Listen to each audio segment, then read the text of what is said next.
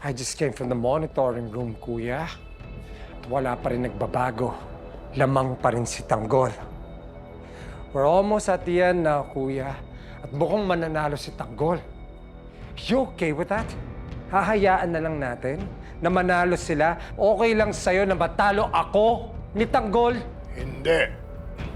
Kailanman, hindi ko matatanggap na matalo ang mga Guerrero. Lalo na sa mga Montenegro. Inaasikaso na yan ni Roberto. Paano ako mapapanatag sa galawan ng isang tao na laging pumapalpak? Papa. Siguro bago mo isipin ko ano maging resulta ng eleksyon, isipin mo muna, karapat-dapat ka bang maging mayor ng Maynila? Excuse me?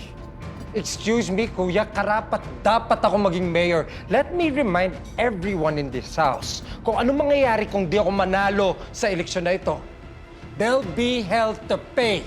Responsibilidad ng pamilyang ito, siguraduhin na manalo ko sa eleksyon na ito.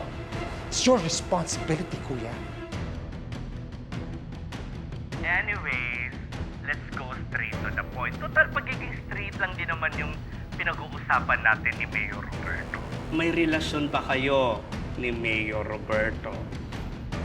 Pierre, boy-toy ka ba? Hombre or jowa bells ni Mayor Roberto? Ako po, hindi totoo yun. Close lang talaga kami.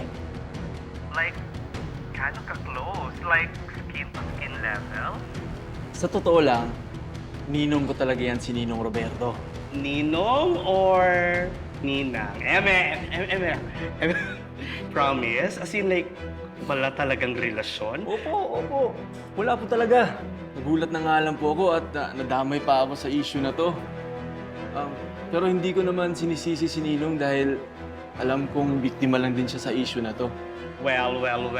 Mukhang wala tayong makukuhang confirmation ngayon kay Pierre. O sige, ganito na lang. Ano yung message mo kay Nino? Nong! Salamat po sa inyo sa tulong niyo palagi Palagi kayong nandyan sa tuwing may problema ako. Para na po kayong magulang sa akin. Kaya sana po manalo kayo sa eleksyon. Kapag tinatago, mas lalong kinakalkal. Tignan ko lang, Roberto, kung meron ka pang mukhang iaharap sa tao. Sige na, kaya ko na to. Winner! Confirm! Ikaw ang pulutan ng mga tao. Wala daw relasyon sina Pierre at Mayor Roberto. Ninong lang daw. Walang bahid mali siya ang relationship levels nila. Ano? Yan ba yung kinikita mo kapag nawawala ka sa gabi? Yang inaanak mo? Siyempre, wala ka na namang sasabihin. Viral na yan, Roberto. Kalat na lahat ng baho ng pamilya natin. Tulungan mo naman akong linisin to.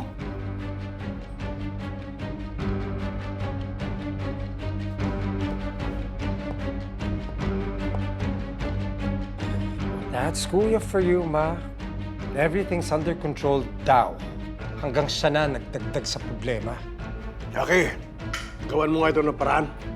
Patayin mo ang issue, ha? Eh, di ba ayaw niya ng pinapakialaman siya? Sabi niya, pag problema niya, siya yung bahala. Di siya ang bahala. Ang dami mo kasi sinasabi. Sumunod ka na lang sa utos ko. Tulungan mong mabawasan ang problema ng pamilya.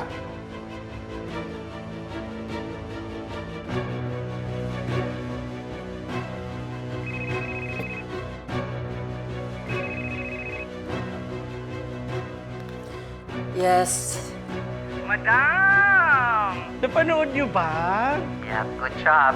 Basta, gamitin mo lang ang platform mo para tutukan ang isyong ito. Ikalat mo ng ikalat. Of course, Madam. Nako, for sure, magba-viral to. Maraming mag-grab nung interview natin.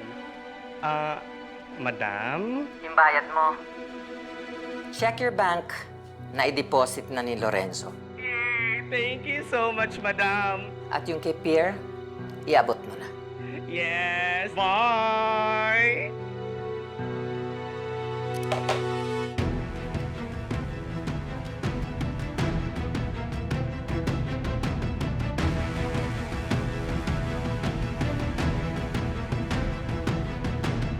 Ha